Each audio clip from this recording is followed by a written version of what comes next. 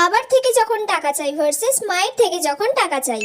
বলছি বাবা আমার কিছু টাকা লাগবে, আমি একটু বন্ধুদের সাথে ঘুরতে যাব। আচ্ছা ঠিক আছে দাঁড়া, এই নে।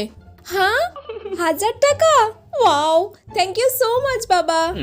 যা সাবধানে যাবি কিন্তু, আর কোনো বন্ধুদের থেকে আলাদা হবি না, একদম একসাথে থাকবি।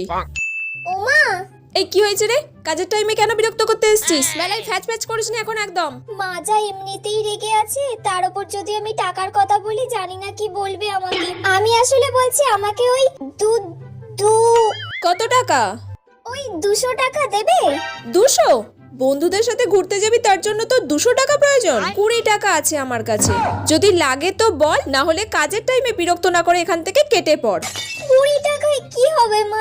এখন তো 20 টাকায় কিছুই হয় না। 20 টাকায় মাত্র 8টা ফুচকা দেয় মা। 20 টাকা আমার কাছে আছে, তোর লাগবে? ছেড়ে দাও, আমার টাকা লাগবে না। Aratrika thank you.